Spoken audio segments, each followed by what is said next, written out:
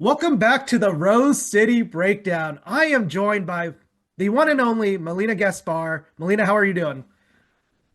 Hey, Phuoc. We had a busy week watching games. I'm doing good. A little busy this week as well. But yeah, everything I think is fine. It could go better, but it's fine. And you? Yeah, it was a lot. Yeah, no, it was a lot. Like I had a bunch of stuff going on in my personal life as well. So just been, trying to balance time for as much as I can to, to do writing and to, with my family, things like that. So it's been a lot for sure.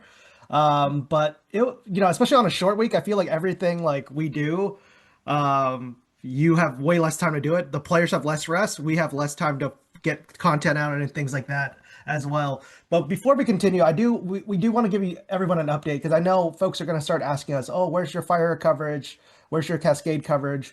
And honestly, a lot of that was predicated on having our co-host Lily Crane available, right?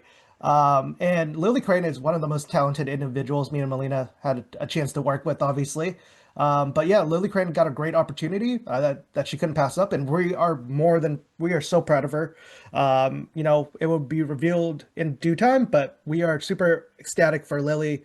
The amount of work she puts in, with commentating and analyzing things like that.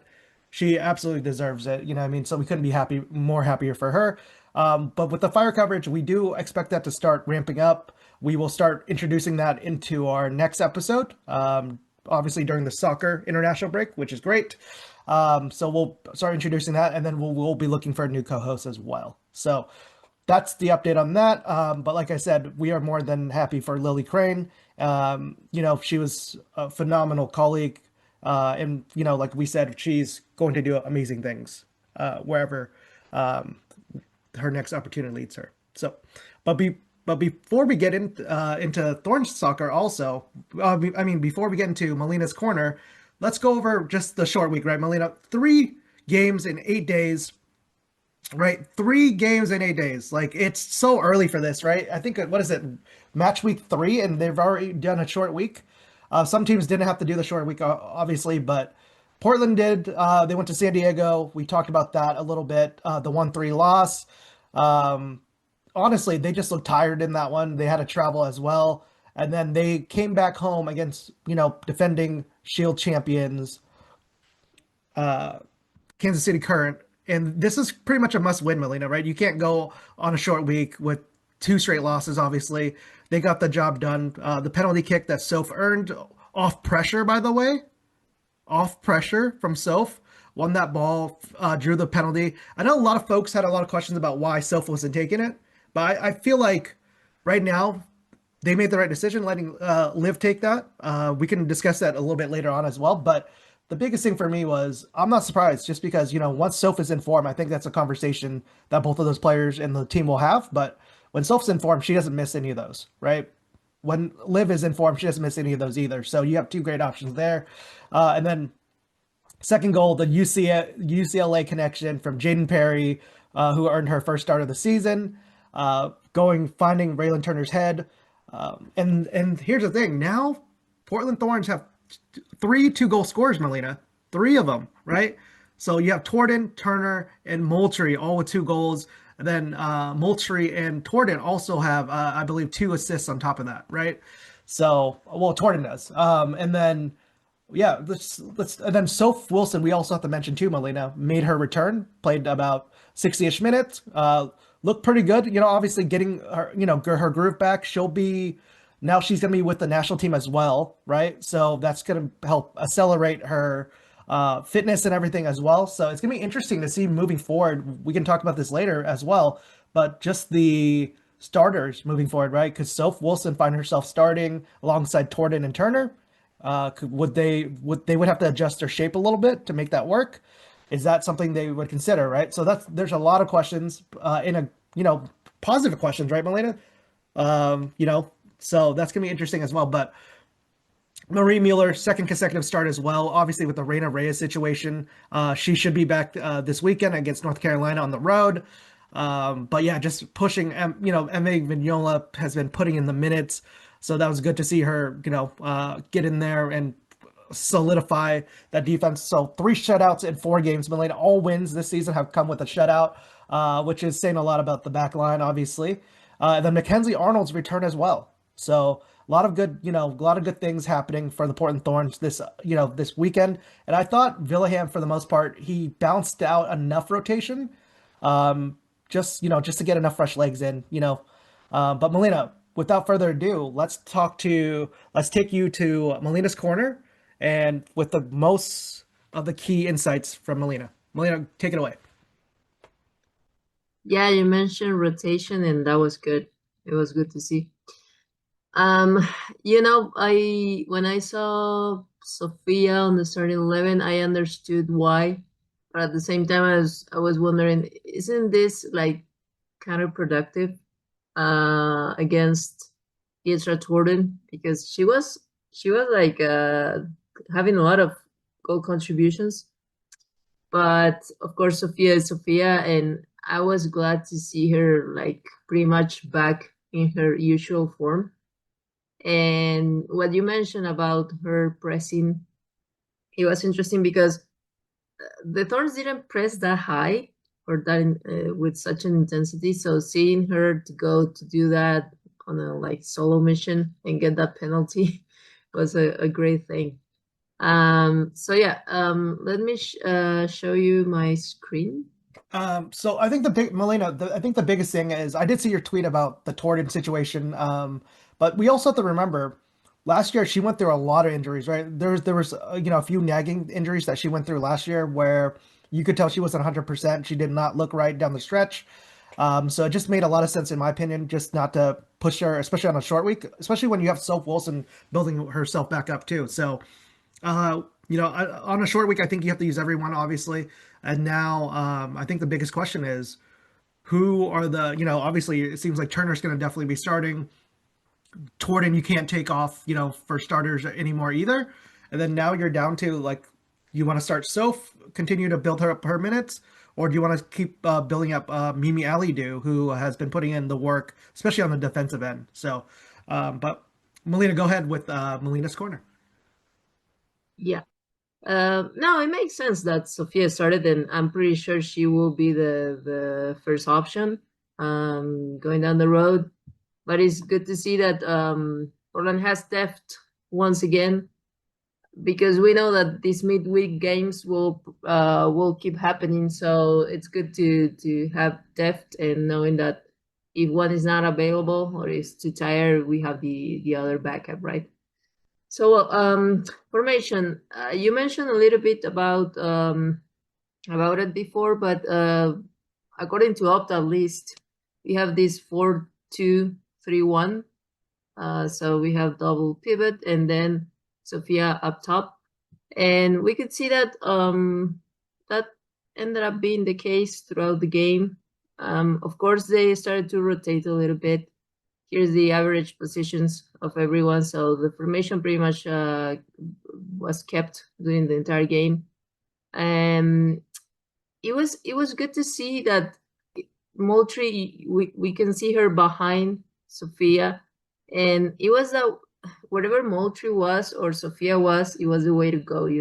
The ball will always go one route or the other, and that was great to see, because then you have two channels the Thorns could exploit. One was Sophia, the other was Olivia. Even though most of the many times Olivia will stay lower, so she could distribute the ball. So you had that, but it was nice to see them both working on different areas of the pitch, and that added a lot to the Thorns' depth in attack. Then, of course, I always like to see this graphic, because it shows the defense, and here we can see that Bogere had a standing game regarding defense. And this was kind of a relief to see, because after she was suspended for 1 game, I was kind of expecting to see how she was going to perform on this one. And she did great. I mean, she, like you can see, she covered this huge area of the pitch with defensive actions. which was great because that helped Fleming to go up and she could stay lower. And she was the one with the most defensive actions. Ended up with 4 tackles, 3 interceptions, 3 block shots, and 1 clearance, and she made 1 foul. We can see that she's like getting used to that sixth position, which is great because we are expecting that from her. Then we have Marie Mueller here in the right side of the chart at the bottom, and she was the second with the most offensive actions with 11. She committed 2 fouls, 3 tackles, 1 interception, 2 block shots, and 3 clearances. And for me, at least in my opinion, the game she played previously, it wasn't the best from her. She's coming back from injury, so that is kind of expected, but it was like a little bit of a, let's say, shock to see her doing not that well. So this game was great for her. If I don't have the heat map here, but if you look at the heat map that you can find in FODMob or any free app, you will see that she ran through that flank like crazy, going up and down, up and down, up and down. So that was great. And also, this is not taking anything from the Thorns win, but Kansas City also left huge spaces that I will show in a bit that the Thorns could exploit. And so all of them took advantage of that. And well, that was good, and that contributed to the final result. One thing I liked also was Jaden Perry, who had, like you mentioned, her first start of the season in the season. And if you remember who assisted Raylene Turner, it was her, Jaden Perry. And I think that's great because she can send those long passes, long balls, and she will get it right most of the time. Like she was second in passes with 73, and the passing accuracy was 94.5. That's pretty high. And in the opponent's half, that is like harder to get. It was 89.5. So I think that was great from her. I have her passing chart here. There it is. So we can see that she got most of all her passes right. And this was a long pass that she didn't get right, but most of them were accurate. And this one is the one who got to Turner, and ended up being a goal. So I like that. I remember seeing a little bit of that last season, and I think that's great because we didn't have this kind of long, accurate passes since the days of Kelly Havley in the club. So I think that's great. And I don't know if you want to add anything regarding this, because now we go to clips. I think the biggest thing with Jaden Perry, you and I have mentioned this multiple times. Her ascension for the center back group, especially if they don't make any additions there, Melina, is going to be the most important down the stretch of the season, right? Sam Hyatt's already been putting in every shift imaginable, and I understand, especially when you wear the captain's armband, you need to have her out there, but at the same time, you've got to rotate, right? This center back group needs to rotate, right? Not just short weeks, but just on a week-to-week basis. If you're asking Sam Hyatt to play maximum minutes to be the Iron Woman, that's asking a lot, right? And the biggest thing we've noticed with Jaden Perry is she's getting a lot of opportunities with the U23s, right? Like one of the big things I think we have to realize is she's been able to play these long passes, Melina. Like the passing chart you just showed us, literally shows green, green, green everywhere, right? Like the red spots are really, really rare to see, right? And she knows when to pick out passes too, right? She has the chemistry with Raylan Turner. She has the chemistry with these forwards, right? So that's why I think they need, like a kind of like a game changer at center back who can make those passes, right? Like you see these type of players, like whether it's Sam Staub for Chicago, right? Like these center backs that can do this is very rare in the game. So I think that's kind of the big thing. And looking at the just the average starting position, one thing that caught my attention is they're letting Jessie Fleming go forward just a tad more, right? So when she has Bogere back there, Jessie Fleming's playing a little further up ahead of like more of a 6/8 role, but she's playing more 8 than 6 in this formation, right? So the 4-2-3-1, I think that's something we should expect moving forward with Portland Thorns, right? Like it's going to look in that shape, and then in defending, like you can tell it's more of a 4-4-2 in defending. You know what I mean? So Mhm. like obviously it's gonna be a little bit different on a week to week basis, but I think a lot of the elements were there for sure.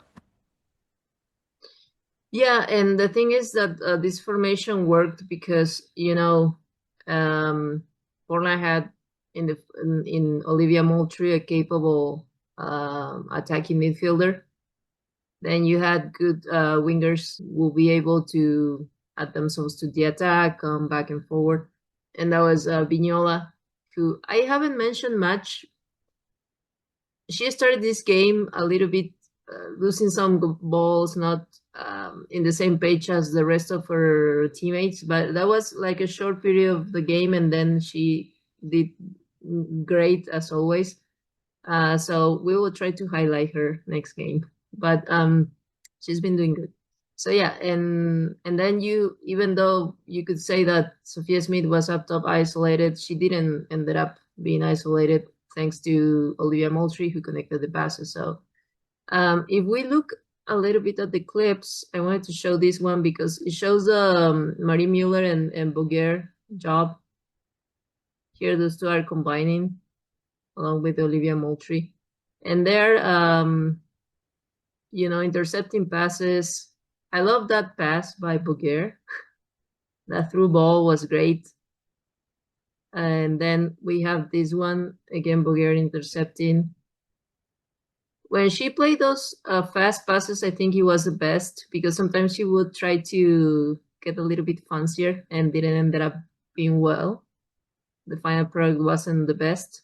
And there, Turner, I didn't mention that, but in the defensive zones, she was, if I remember correctly, third in defensive actions.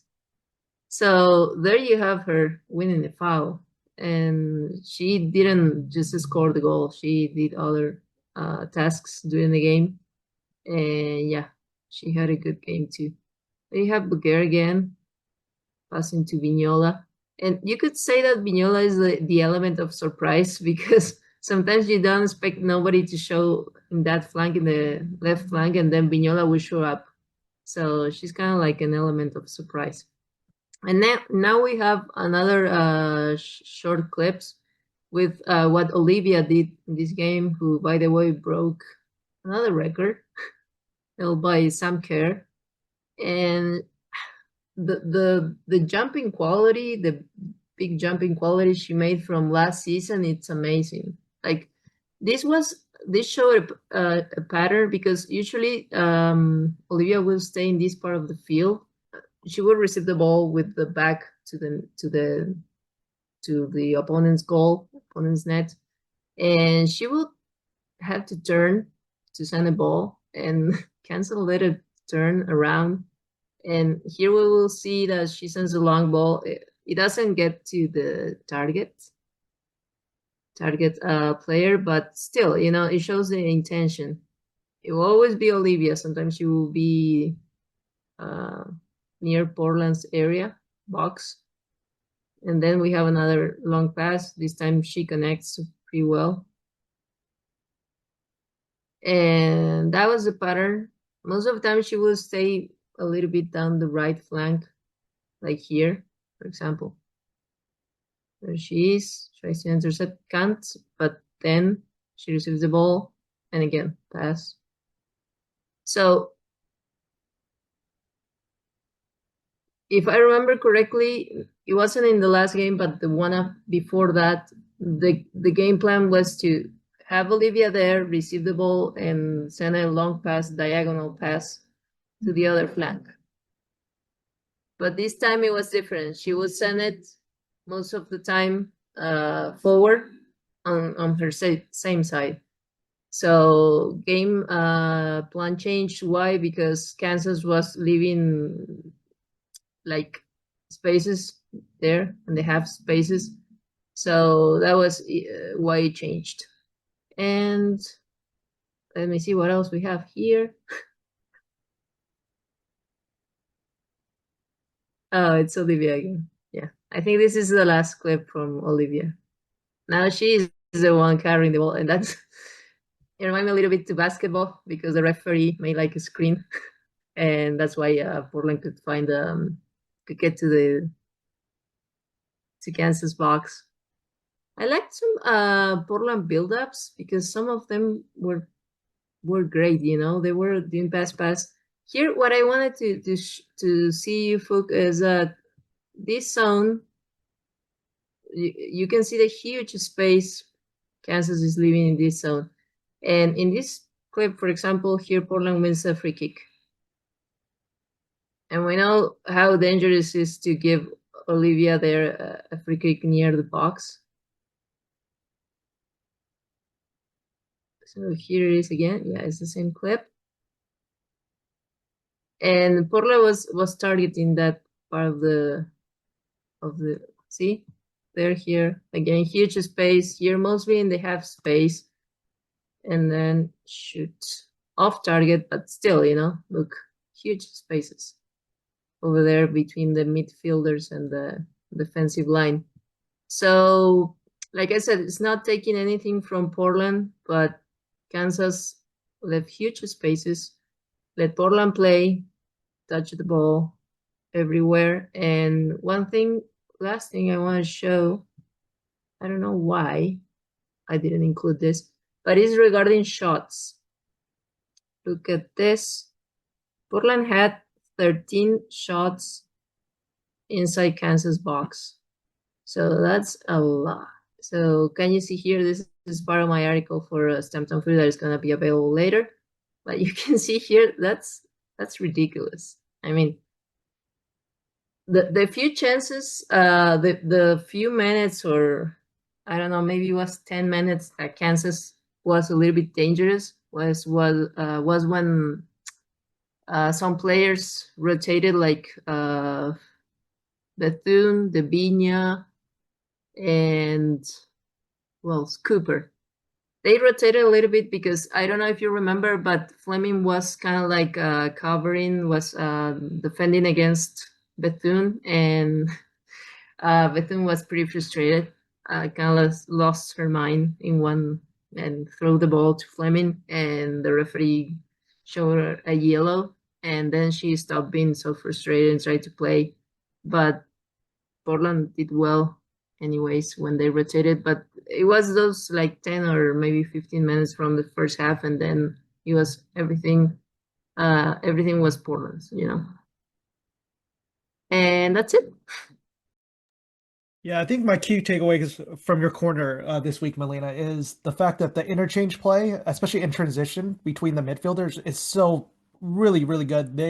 They're also getting into passing lanes a lot better than last year too, right? So, and then you talked about the spaces that Kansas City left behind. Claire Hutton is such a big missing piece for them, right? Like when you trade a player who understands and reads the game and can block out these attacks by intercepting the ball or just reading the play properly or setting up and organizing the back line, and shielding them. The fact that they don't have that now, it's very apparent, right? They've lost three straight matches. This is not the Kansas City. The Kansas City Current they lost three matches last year, Melina. They've lost three in a row now, right? So Portland took advantage of honestly, a really bad Kansas City team right now who's still trying to figure out who they are as a team, right? But Bogere, like you mentioned in these clips, Melina, Bogere has played. You can tell, like after that Seattle game, she took that very personally, and she made sure she, had a really good home performance this time, right? So that was a really good showing. Obviously, I think one of those big things for me is how do you learn from your mistakes? How do you learn? How do you keep growing and develop? And her defensive presence was so much improved in that past game, but just the interchange between her, Olivia, and Jesse Fleming was on display throughout this Kansas City game, right? Like I think for Portland, it was always bound to happen. Like they had so many shots, like you mentioned in the final third. It was about them putting it together, right? Like Soph Wilson, the one thing I really liked was she exploited those spaces, those pockets of space that you talked about time and time again. But and then there's a few moments where you're like, oh man, like once Soph gets into first gear again, she will start scoring these goals, whether it's 1-on-3, 1-on-2, 1-on-4, it doesn't really matter because all she needs to do is get past one defender anyways, right? So there's a lot of good moments here. Melina, obviously, I'm curious, what lingering concerns do you still have after reviewing the footage? Well, I think in this case, Portland was pretty superior. My biggest question is if Portland is for real or not, because like first game, Washington, it was the first game. I don't know. Washington didn't, they're struggling a little bit, but they are Washington. And last season, it was the same. They didn't start pretty well, but they ended up being great at the end of the season. And then Seattle, I don't know, like it was weird, to see them not even scoring one goal, being two players up. And then the next two games after the one they play against Portland, they won pretty convincingly. So I don't know if it was just a bad day because everything that happened to them before the game with the plane and little rest and all that. Because against San Diego, well, I don't know. San Diego's a pretty good team, and they had what they had to do, but still Portland was tired, but so was San Diego. And now this Kansas City is nothing like we saw last season. So I don't know. I think the next game is against Angel City, right? Or North okay, Carolina. but Yeah. North Carolina, right? But they are playing Angel City soon. So I think after that game, we'll be able to see what this Portland is really made of. So far, I don't have any concerns regarding any position because we have seen that now Portland has depth in every line, pretty much in every line. We will have to see if, let's say, Fleming's not available, how the team will perform because Yeah. maybe in this game and in the past game and the last two games, she wasn't that. I mean, as amazing as as she was in the first three games, two games, sorry. But still, she was occupying other parts of the field. She didn't need to be that present in the defense. So, yeah, I think my biggest concern is that if Olivia or Fleming are not available for any reason, how the team is going to perform. But even, well, we didn't mention Mackenzie Arnold, but first start of the season. Hmm. Now we know that Portland has a good starting keeper, a good backup keeper, so no concerns there at all. But yeah, those that will be my concern. If Portland is really performing well, or they took advantage of some teams that had some circumstances, and what if some of the players in the midfield are not available?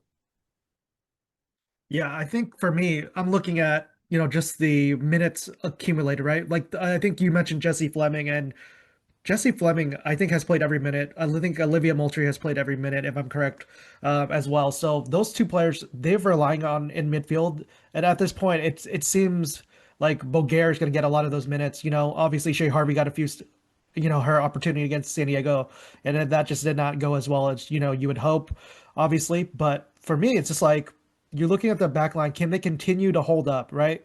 The way Jesse Fleming's shielding them and Bogere's shielding them, it's the answer seems to be yes, but at the same time, what will the averages, balance out, or is this the new average for Portland, right? So the fact that you asked, are they for real, right? The season's so early on, and the reason why I feel like Robert Billingham he opted to play more of his starters during the short week was he's like, well, look, after this week, you go to North Carolina, and then you go to a long international break, right? Multiple weeks off, and that will allow you to reset and things like that, right? And the one tease he did kind of provide in the post game was the fact that I think Taylor Vincent asked it, and he said, in regards to players potentially coming back sooner, he said he wasn't allowed to talk about that, or he wasn't sure if he was allowed to. But it seems like players are a lot closer than the original timelines provided earlier in the season. So that could be Hanks, that could be Weaver. But yeah, so it's gonna be interesting to see that as well, right? So just to see the health updates there. And honestly, I like the changing shapes from Portland, especially that start. I know a lot of folks are like, oh, does it, for me, it doesn't really matter whether it's a 4-2-3-1, 4-4-2, whatever.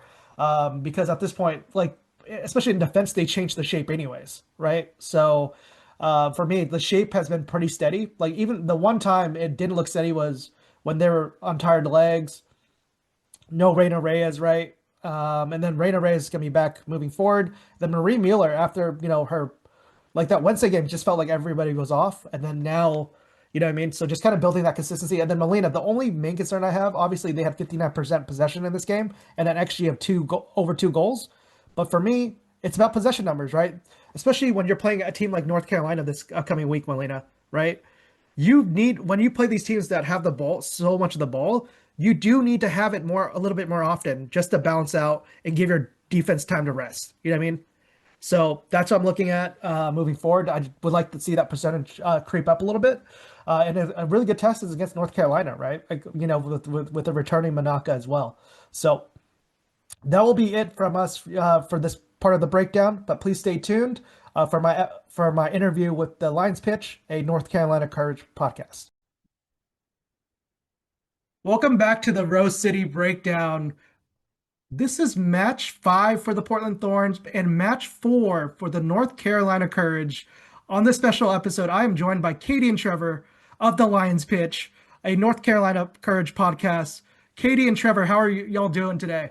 Oh, we're good. It's great weather in North Carolina right now, so it's been really nice. And the pollen hasn't quite settled yet. Yeah, it's hard to explain the dusting that this city has. I've heard someone describe it as a sepia toned city this time of year. But we're doing good, and Phuoc, it's great to be here, and I'm really excited to chat some soccer. Yeah, no, I'm happy to have y'all on. I think for us, like my allergies have been kicking into. My Zyrtec has not been working really well, so I totally feel the pain. Today, obviously Portland style, we had rain in the morning, and then we've had sunshine for the past like 4 hours, and then mixed up clouds. So I expect a lot of similar things to happen this week when these two teams take this match. Obviously, a long rivalry from the 2013 all the way to now. Obviously, new head coaches for both teams. For North Carolina, Macklin, new head coach. Um, Interesting season so far. A 1-1-1 record.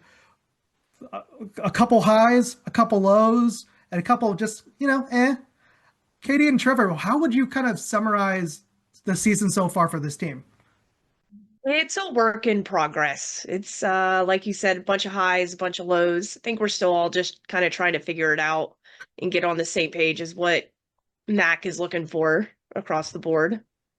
Yeah, I know he's been doing a lot of work on culture change and some leadership building. And so I think that kind of thing has to take a little bit of time. So we expected a little bit of rockiness at the start of the season. Great to get that first win, but we're also understanding that there's going to be some time to get everything kind of organized. Yeah, let's speak more about Mac Lind a little bit, right? So I feel like Mac Lind and Robert Villaham are both kind of in similar boats. Obviously, Robert Villaham started way later than Mac, but just looking at they both started a little late, right? They didn't get the full preseason experience, especially to implement systems, little tactic changes, things like that. Katie, just looking at Mac Lind so far, what have been the positives, and especially in the tactical? Has he changed too much from the Sean Nayas era? And then Trevor, what are things that you would think that have gone well, but at the same time need to be cleaned up as well? He's pretty consistent with wanting the possession style offense that Sean had. I think the biggest difference that I've noticed is there's just a lot more engagement on the sidelines with the team, a little bit more coaching. And I'm sure there was coaching with Sean, but this is just more outward coaching that we can see.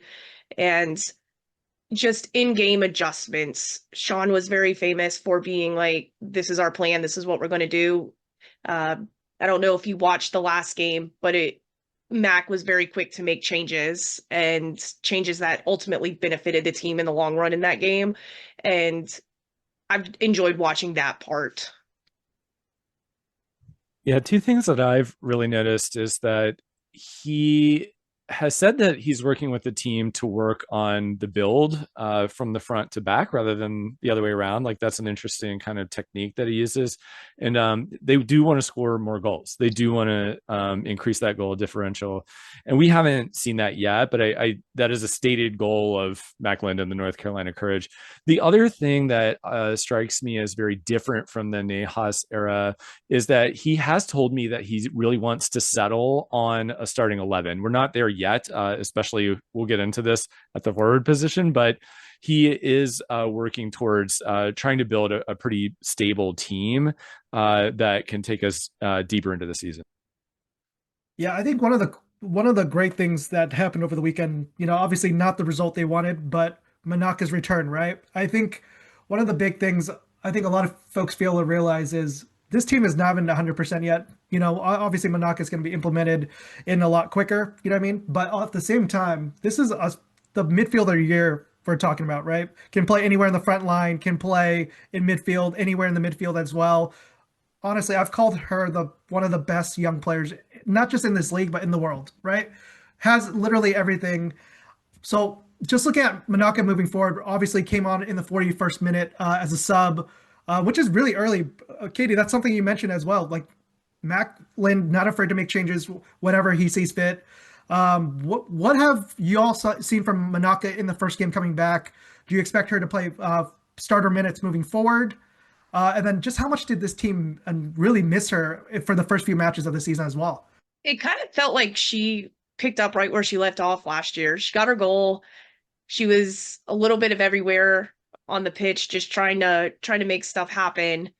And you can see how important she is to the way that we play. Our offense does tend to go through her, and we need to keep utilizing that. I do think she will be a starter. I think she got brought on earlier than anticipated this last game, but I do think she probably starts this upcoming weekend.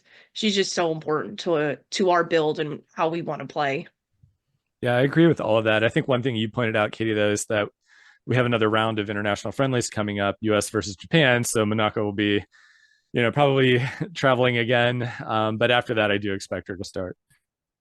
Yeah.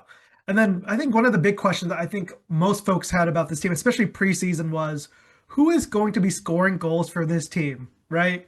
Is it going to be by committee?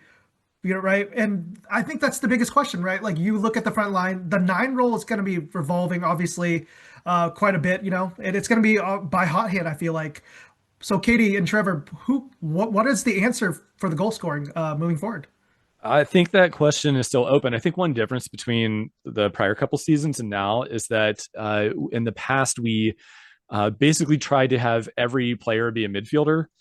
We got all the midfielders in the NWSL at one point. And so we had no forwards. So now we have a lot of forwards. I mean, there's some real firepower up front. They acquired Peyton Linehan last year. She's been starting. We have Ali Schlegel in the offseason. And then we went out and got Okafor. We got Evelyn Ije. So there's like quite a few forwards that are ready, but I don't think we've seen anyone really establish themselves yet as someone who can play off Manaka and be that dynamic kind of counterweight. Manaka is so good at assists. She's not the kind of person who only shoots goals. Like she will look for the best opportunity, whether that's to take the shot or to assist. She can do it all. We do need that other player that's going to be in that position. Yeah, Trevor and I talk about this a lot, who's going to step up and really kind of help carry the team. I'm hoping that we get a little bit of committee by goal scorer because the past few years it's just been one player every year taking it on for us. And I think, like Trevor said, we're just kind of waiting to figure out who our starting 9 is going to be. And until we figure something out, it's just going to be a rotation till we figure out the best pairing that we have.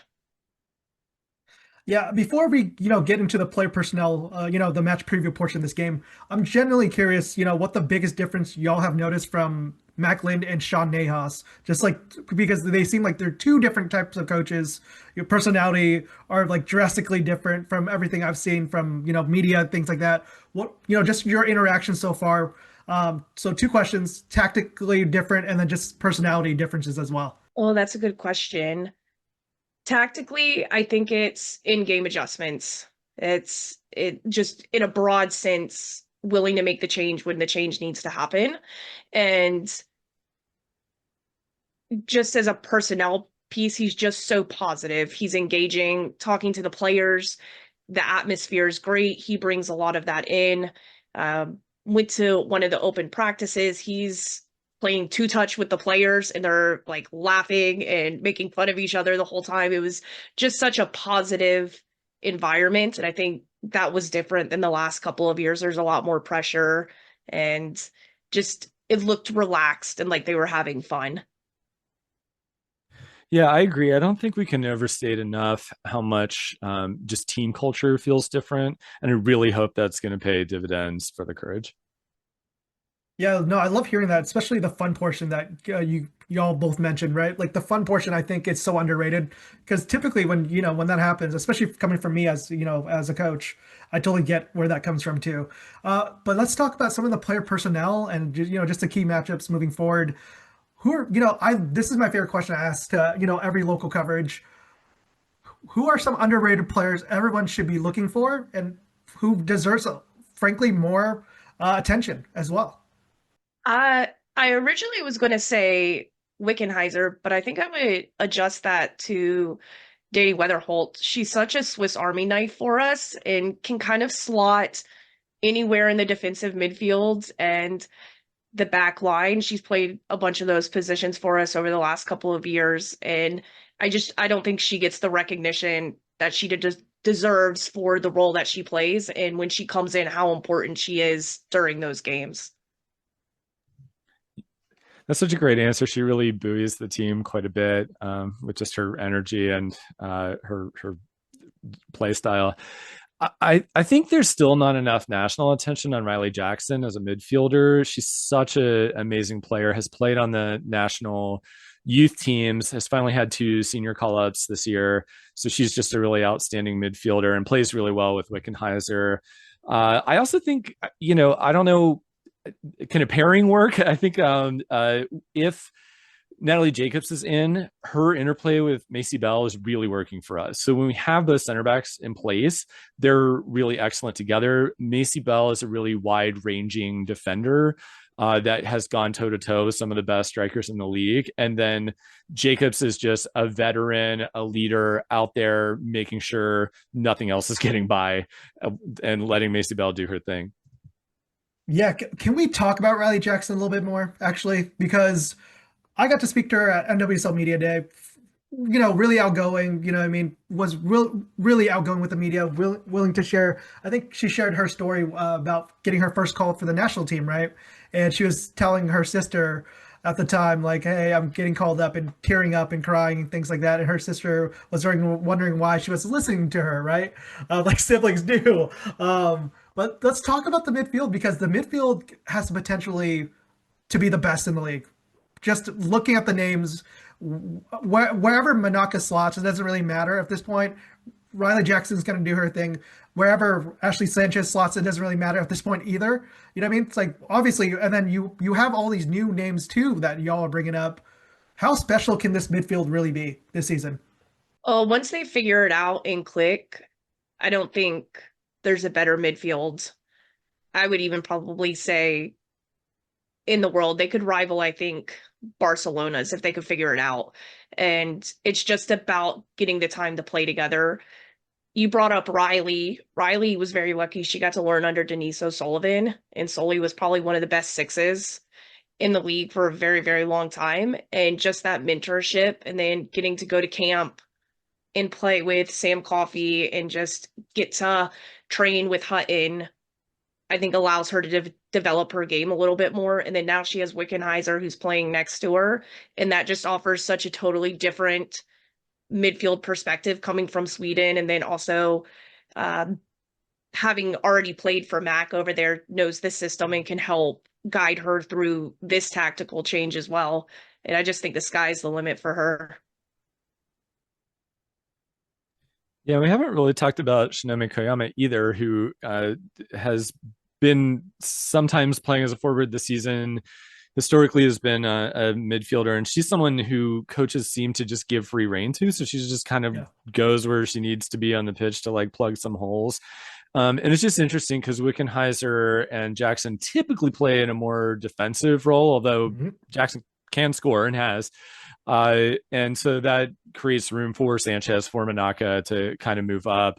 And then Shinomi can kind of drift all around in between all of that. Yeah, I think that's what makes this team dangerous, because you mentioned like Shinomi a second ago, and it seems like every single player on this team can play multiple roles, right? The interchanges are pretty much endless at this point. The possibilities are endless. The potential, like you mentioned, Katie, endless, obviously, as well. But yeah, let's talk about the matchups in this game, because I feel like this game is going to be another chess match, right? Both coaches are going to try to exploit little opportunities, these pockets of space that might not be there for either team, right? It might be all cluttered up and things like that. But what are the key matchups that you all are looking for that will determine the outcome for this match? I think how well we can control the midfield. As good as I think our midfield can be, I think we haven't seen the best of it yet this year, and there's been some ebbs and flows on our positioning and how well we're controlling it. We've ceded control a couple of games, and I just think if we can control the midfield, that midfield battle, and really win it, I think that will make this game even better.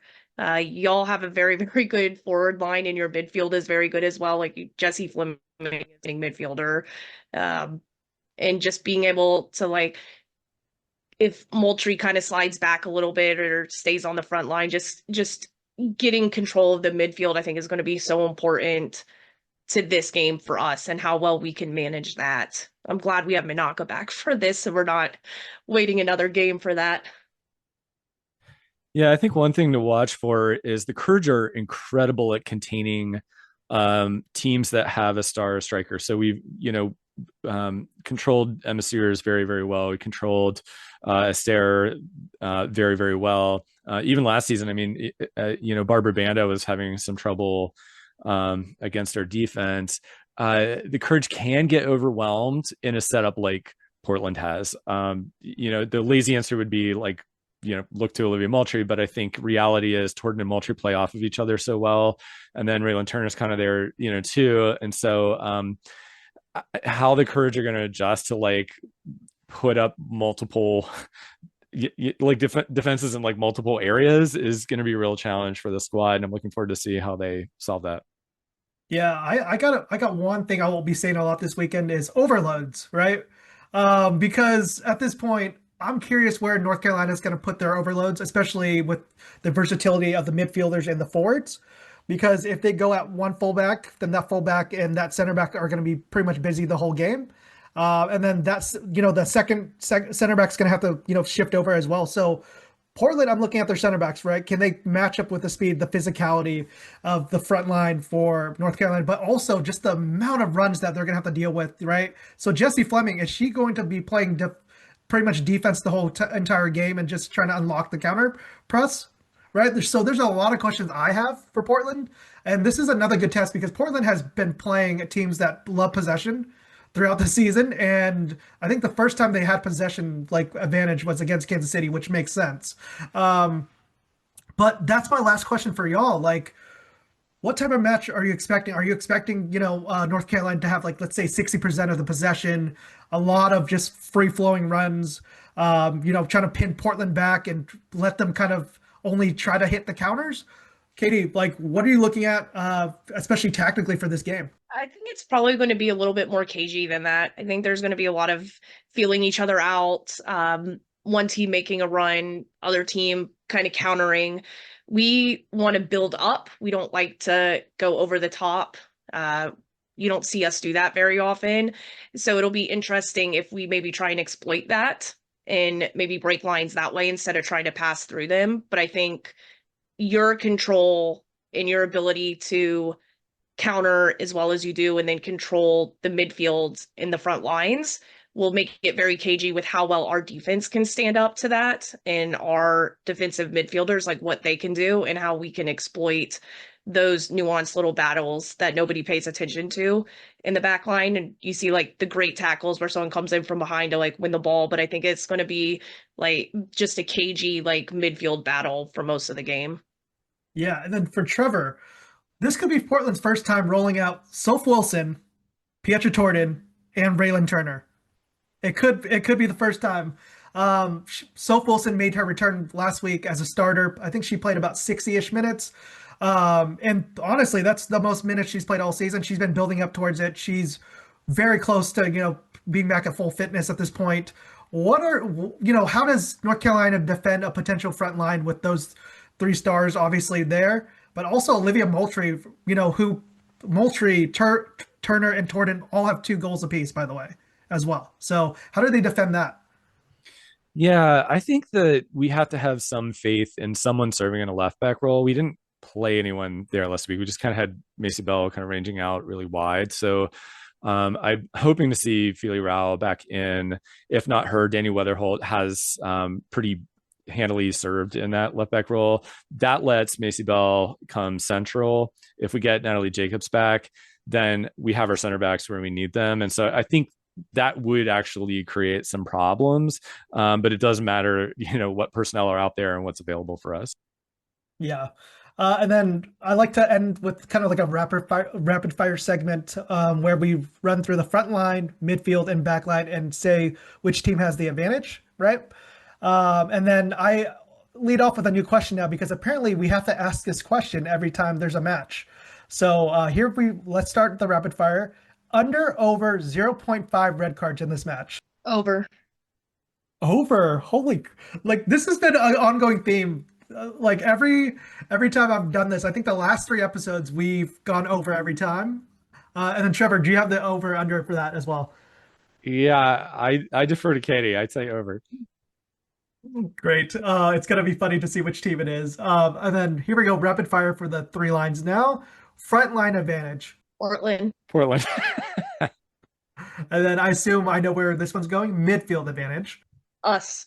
Yeah, it's tough, but I'd give us the edge. And then final one is the back line. I'm going with the Courage on this one if we've got everybody. I agree. Okay. Well, it's gonna be an interesting match because I am generally curious. I love the chess matches. Maybe I'm a sicko. That's fine. But I am generally curious for this match. 2 first-time head coaches in the NWSL. Going to be a lot of tactical adjustments throughout the game, which is going to be really exciting to see. 2 really good midfields, right? And then a front line of Portland who's getting healthy at the right time.